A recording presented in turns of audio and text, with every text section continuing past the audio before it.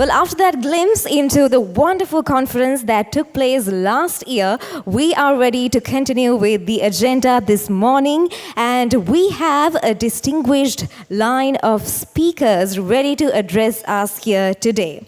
To begin, it is my great pleasure to invite to the stage one of the co-chairs of the journal. His leadership and vision have been invaluable in shaping the direction of this initiative. Ladies and gentlemen, please give a big round of applause and join me in warmly welcoming Emeritus Professor of Demography, University of Colombo, Professor Indralal de Silva.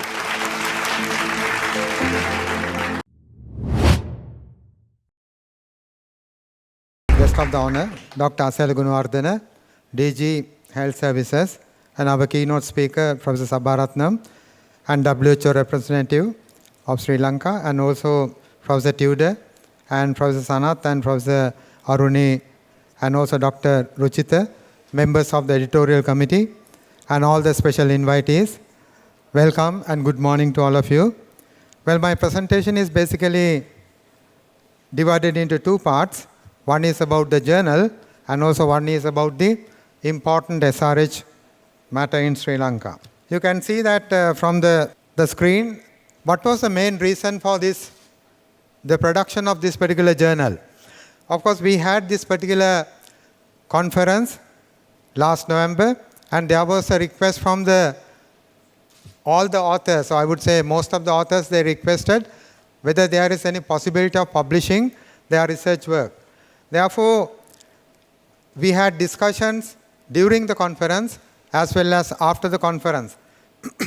Therefore, the Family Planning Association, after discussing with our research groups and the consultative groups, we have decided to start or publish this particular journal. Now, the birth of the journal, as I mentioned you that there was a request and we have responded to their request. That's how the birth was taken place of this particular journal. The journal, International Journal on Sexual and Reproductive Health. Now, I want to say the difficulties also. The birth is fine, but keeping the momentum is very difficult. I think it is very common in any international journal or local journal to receive high quality journal articles are somewhat difficult. Therefore, we have to try and also open requests for all the researchers and also academics and also the practitioners who are here. We request you to submit your academic work or your more practical or policy-related subject matters to this particular journal to enhance the subject area. Now I want to move to some particular area on SRH, which is quite important. Now, one of the serious issues in Sri Lanka SRH is concerned, ultra-low fertility. Now, some of you may be concerned about why this ultra-low fertility is related to SRH. Any country, suppose the fertility moved to very low level, definitely there are a number of factors are contributing. Number one, the men and women away from entering into the marriage union, and also then postponement of the marriage, and also use of contraception and use of abortion, and we can notice that subfertility and many other factors are there. Now, I will focus particularly on the sharp decline of fertility in Sri Lanka and reliable estimates and wider implications. That's what I'm going to discuss very briefly. In Sri Lanka, we are noticing that very sharp decline of fertility in Sri Lanka. Therefore, this particular material is available on the journal. Later on, you can see that one. Now, this particular presentation or this particular information, we collected from various organizations, and this particular journal article, which is appearing on this new journal, the titling, Ultra-Low Fertility, Implications, Policy Options, a Case of Sri Lanka, co-authored by another co-author, Ranjit De Silva, who is here. And therefore, I will quickly move into some of the important areas. Now, I have a couple of research questions as a teacher. Every time I ask the questions from the audience. but I am asking questions by myself and answering. Now, emerging research questions. What is the current fertility level? Or what is the level of reproduction in Sri Lanka right now? And also, there's a particular term we call TFR, total fertility rate. I believe most of you know what is exactly meant by total fertility rate, but it is meant by average number of live births a woman would have during her lifetime. On the other hand, once she approaches age 50, how many children she have produced during her lifetime. Therefore, second question is basically, in Sri Lanka, TFR were to decline to an ultra-low level. Sri Lankan fertility is declining ultra-low level, which is 1.3. That means a woman on average produces only 1.3 children now, as we estimated. With what would be the potential implications? Now, fertility declining is one thing, and there are many implications. Then the last question I'm asking, when that fertility falls below replacement level, should policy interventions be undertaken? Now, this is a controversial question, whether we have to undertake any policy discussion about this one. I think Ministry also has taken a number of discussions. I also participated.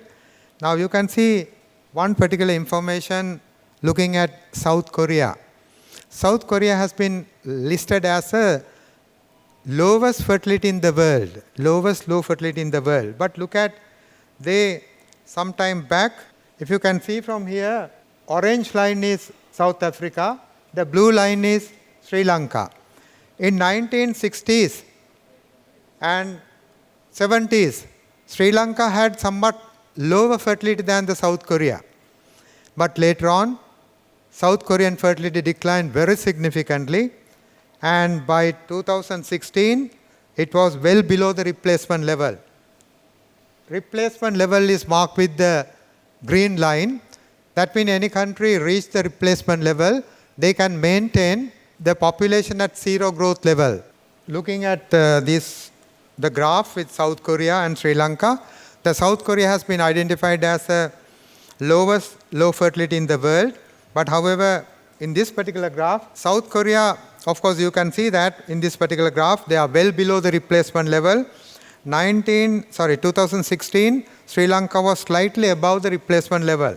But what is the important from this particular graph? You can see what is I presented here in that corner. South Korean fertility is now 0.7. That is the lowest fertility in the world. Now the question comes, 2024, what is our fertility rate? Now what we have is the total number of births.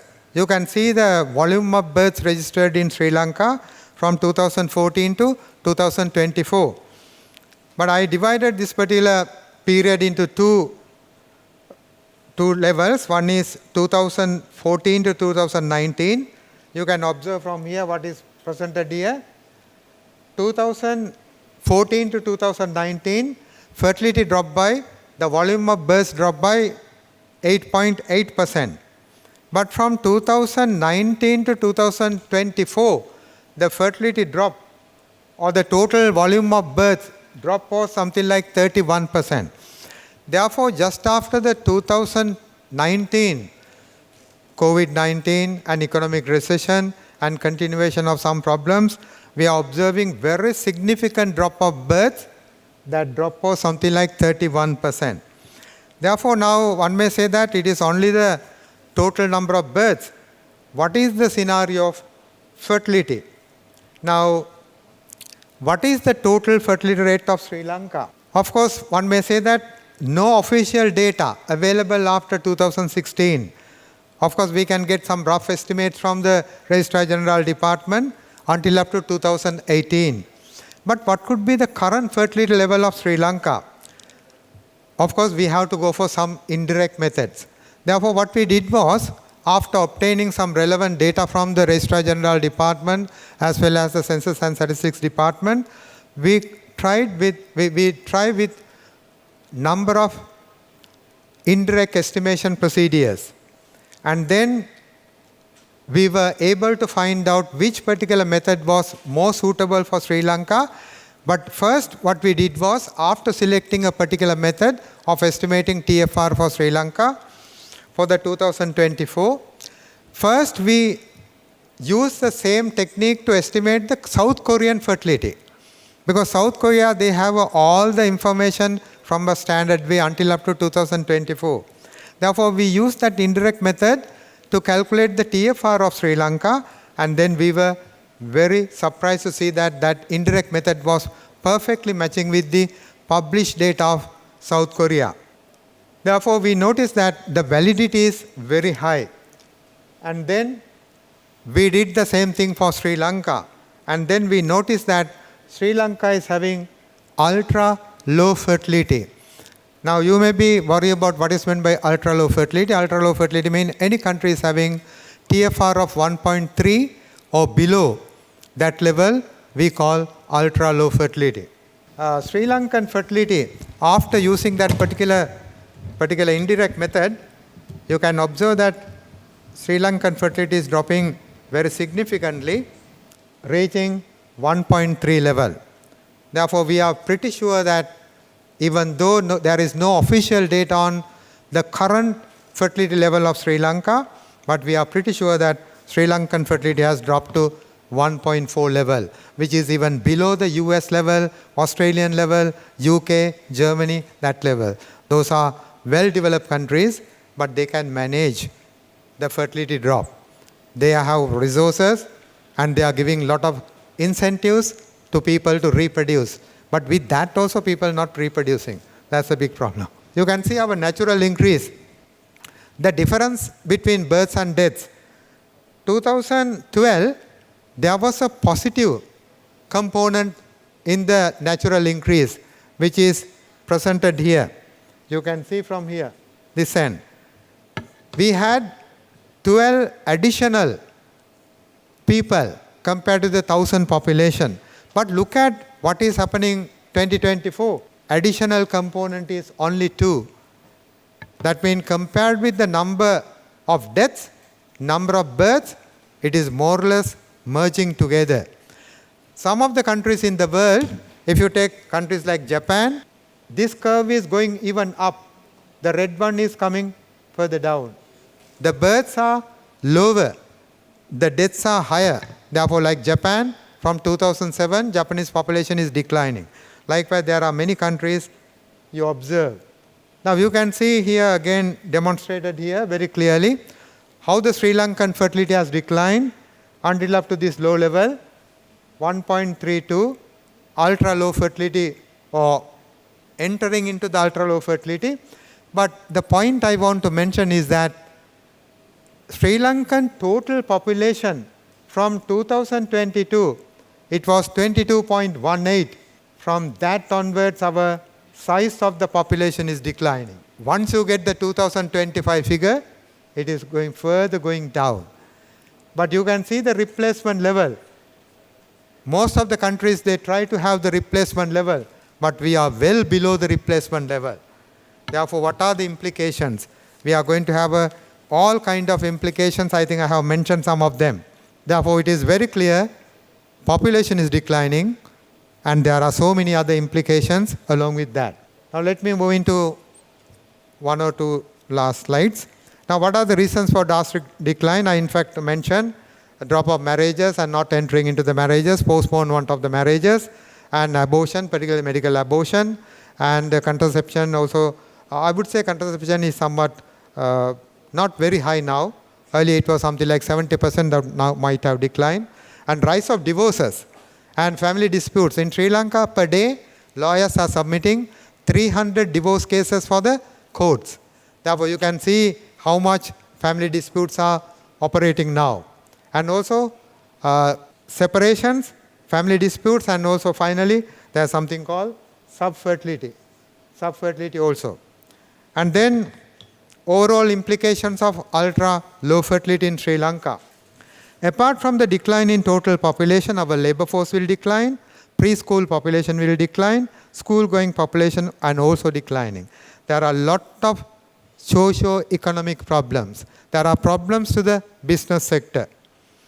And also then, my last slide, no, one before the last slide, you can see that policy options you can think about. No action, fertility will go further down. Strong action, fertility can remain more or less same level. Extra strong action, which is somewhat impossible, fertility may rise. Hardly it has happened in other countries. Final part, as a, do we need the pro-natalist policy? That's the question. Motivating youth to marriage and parenthood is difficult. But the point is, 90% of the youth, they have love affairs in Sri Lanka. 90% of the unmarried youth, they have love affairs. But they are not happy to move into marriage. Therefore, promote the value of marriage and parenthood and family through education and also from the aesthetic field. Now, songs and the films, teledrama, and most of other places if you take. But if you look at what is I presented here, however, the merit or the appreciation of motherhood, appreciation of the motherhood via songs are very rare now. In the past, we had. Therefore, I have a very simple question to ask from you. There's a particular Sinhala song, I think, except one or two, all of you can understand Sinhala lyrics. You can notice that here, in this particular lyric, one particular line is representing the reproduction. It's a question for you. Those who don't know, I can put the vocal part to that, then you can easily identify what is that particular line. Sandadiya kota kiri vaturen e diyaren muwaduwa diva maturak van nalavilligiyen matakai ma nalauwa ජීවිතයෙන් ජීවිතයක් ගෙනදී ඒ ජීවිතයට කිරිදී පනදී මා දැඩි කළ අම්මා ආදරයේ උල්පත වූ අම්මා. My presentation. Okay, thank you very much. And I think clap is not sufficient. We have to collect some money. Thank you very much, Professor, for that valuable address and giving us something to think about. And ladies and gentlemen, just as he mentioned, it's much easier to start a journal, but the difficult part is continuing the momentum. So let's make sure that all of us give our support and contributions to FPA Sri Lanka to keep this conversation going on SRHR.